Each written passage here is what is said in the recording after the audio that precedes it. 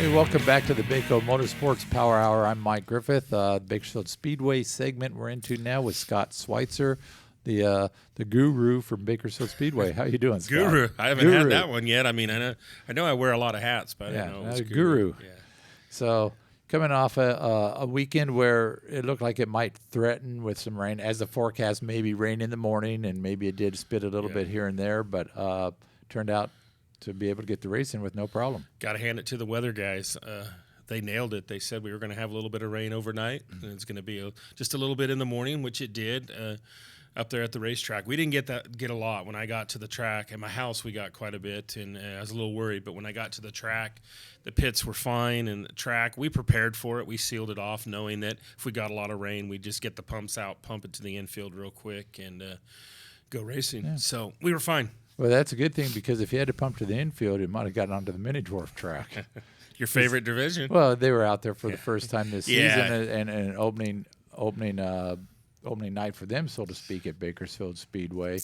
And you also had the Camp Out for Cancer that night, and I guess raised about $1,800. Yeah, we had a lot going on out there. So pretty good night. So Tom's got a few slides here that we can get shown from the hobby stock race. And look at this, 3 wide.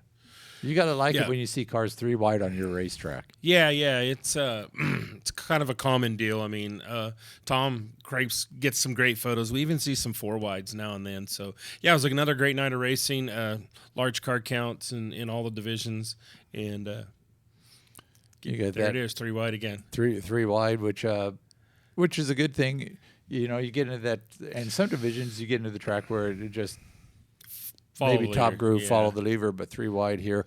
Raymond Nolan, who was looked like he was going to win on opening night before getting involved in a little incident, ends up getting the win, and he was pretty happy about that. Big generation of, I think, 3rd generation driver out of Porterville. So family's been racing up and down the valley, especially Bakersfield Speedway, for decades. Yeah, he talked about that in the Winner's Circle. That he does come from a long history of racing. So it's good to see Raymond up there, and it probably won't be the last time we see him in there. I think he's committed for points here, and it's going to be tough to beat all year long. And this Tate Loftus, got to give a shout-out to him, because he got up a little too high in turn 4 at one point in the race, tagged the wall, had to go to the pits, came back to start at the rear of the field, and just was flying at the end of the race. Yeah, Tate struggled on opening night with that car, a few little things, but obviously he's got it worked out. And Tate's one of those guys you just never count out, and he proved that Saturday night. Yeah, that was a strong run for Tate to come up through the field like that. And Don Meade, he's been there. He's just top 3ing everybody to death. He's steady Eddie right now. Yeah, absolutely. And Trevor Baker coming in 4th, and Aaron Stewart getting back into his car, which Dakota Brown has been running most of the season. I guess Aaron's going to race it about once a month as he builds a new car, because he doesn't have time to build a new car and try to maintain the old car. So he jumps in, and a pretty good finish for Aaron. Yeah, I talked to him after Hot Laps. He came up into the tower, and he was pretty impressed with the car. Dakota Brown has taken the car, him and his father, done a lot of work to it and been racing it. And so Saturday was the first time Aaron climbed back in it and was pretty impressed with the direction the car was going. So pretty happy. And he said he didn't know how much he missed racing until he got out of it and watched his own car go around and round with someone else in it. That'll do it sometimes. He had a sport mod race out there as well. We got some shots here from Tom, and this was this race, to say the least, was rough for the first half. Yeah, it's just one of those nights. We talked about that earlier. You know, sometimes in sport mods, or any of the divisions for that matter, you know, they can just have those nights where it's tough to click off laps and get going, and that was just one of those nights. But and this was one of those nights where it just was very, very difficult. The first 10 laps, probably 1 lap caution, 1 lap caution, 2 laps caution. But the last end of the race went caution-free until the end of the race. Yeah, the 7C of Rackenbach had a pretty good lead out there, and then had a situation on the white flag lap. I mean, obviously we don't like to throw the caution after we throw the white flag, but unless it's a safety situation, and that's what we had to do. Bunched him back up. Nick was able to get the pass in turn 1 and 2, and was able to hold it. So great win for Nick. You know, tough for Clint. Tough for Clint, because he led a lot of that race. And what happened, he got up really high in turn 1, right, and kind of jumped the cushioners right up there on the wall. Lost momentum. Nick went low. He came out of turn 2 with the lead, and there was no catching him. So lucky break for Nick somewhat, and bad luck for Clint. Billy Simpkins with a solid third place finish. Jason Nation, who's a father of triplets. I don't know how he can find time to race. That's probably like a good thing to go to the racetrack. I actually got a text from him earlier in the week. Are we racing? Are we racing? Because of the weather. And I said, yeah, we're going for it.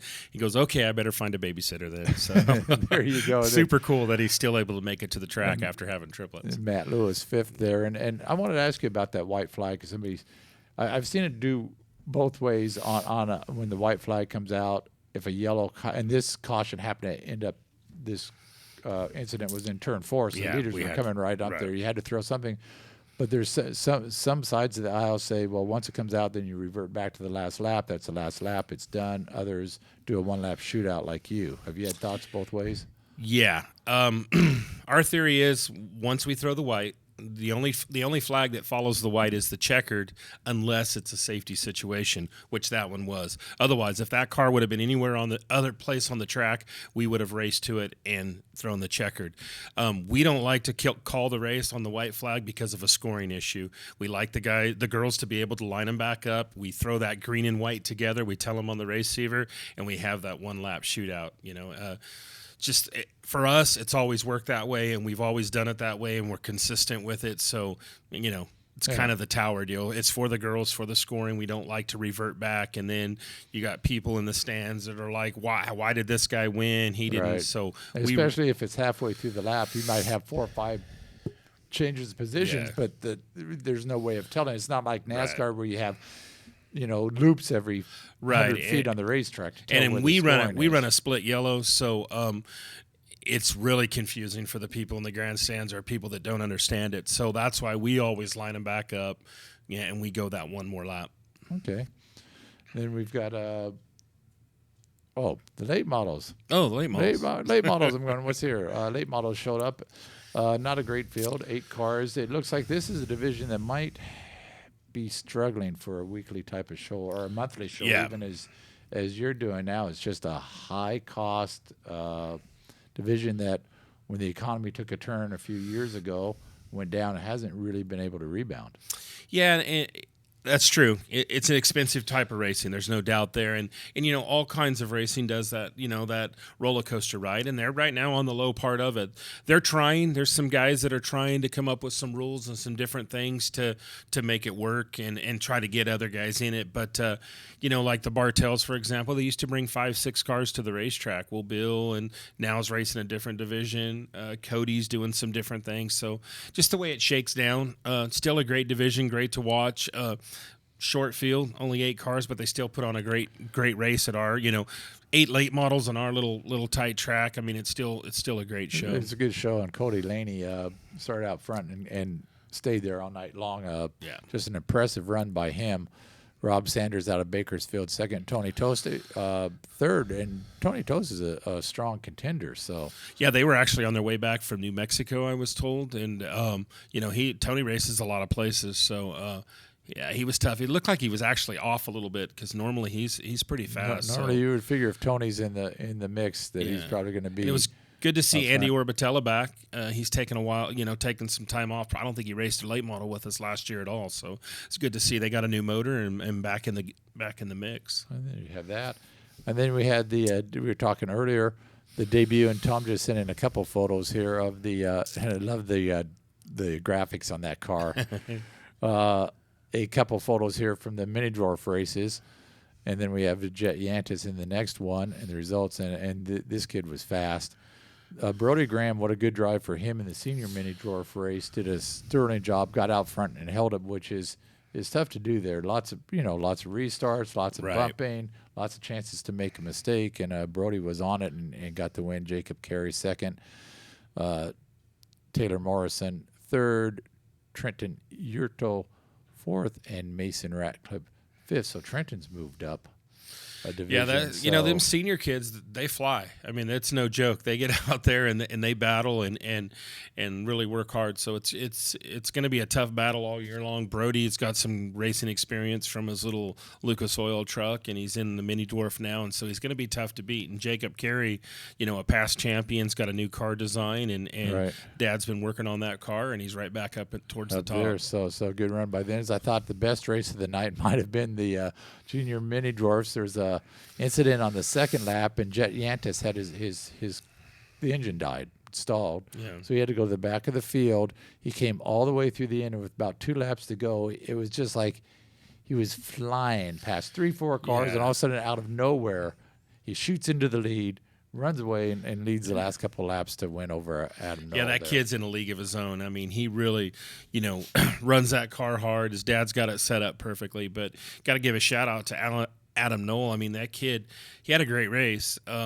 He's been working hard in the off season. He runs our Sunday kart stuff, and he's really working hard, and it's paid off. And thought he had a win. He was leading there, but then the one car come blazing up through the field after spinning out and having to go to the back there. So that's going to be tough to beat him. The California Lightning Sprint showed up. Jared Kramer, who started the season with a win in their series and is a past champion, dominated this race. Cody Nye was second.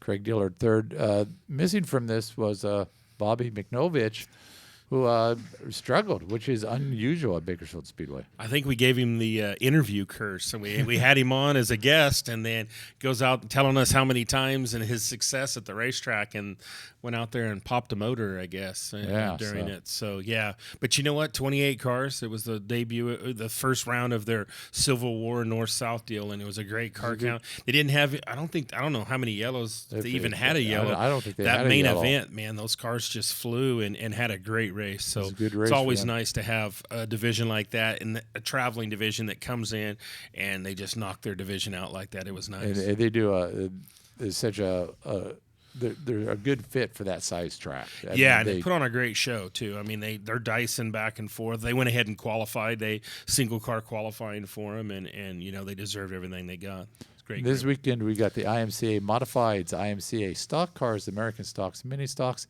and the Bakersfield Hardtops, who used to be known as the Okie Bowl Hardtops. But we're coming. They told me they're class. the Bakersfield Hardtops. So we're the Bakersfield Hardtops and now. It's Big Mac night. Big Mac night. Yeah, first 300 paying adults coming through gets a coupon for a free Big Mac. Thanks to McDonald's and the Racing for Ronald and the Bakersfield Ronald McDonald House, and they're going to have some games and activities for kids out there this weekend. So it's Big Mac night. Well, that's a good deal. Yeah, can't beat a Big Mac. Hey, when you leave there, swing by McDonald's and get your Big Mac. Well, I'm the one down in North Chester. All of a sudden there'll be they'll a be line loaded of cars up. and they'll be wondering what the heck happened there.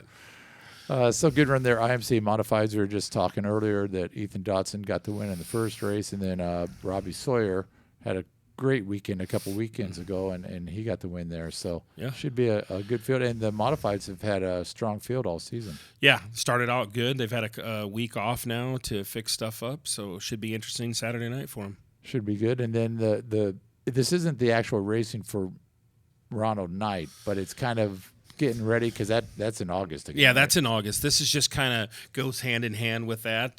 McDonald's was able to step up and provide this promotion along with Racing for Ronald and the Ronald McDonald House of Bakersfield. So we're really cool to have them. And Mike and Sadie Hill, of course, that are huge people in part of that, are going to be out there and they're going to have some games and activities and all that. So come out. That's a good Get deal. a free Big Mac. And should be warmer this weekend. So yeah, forecast is for 80. So it was chilly. Still bring your coat, though, because the sun goes down and gets chilly. So I want to thank you for coming in. Mike.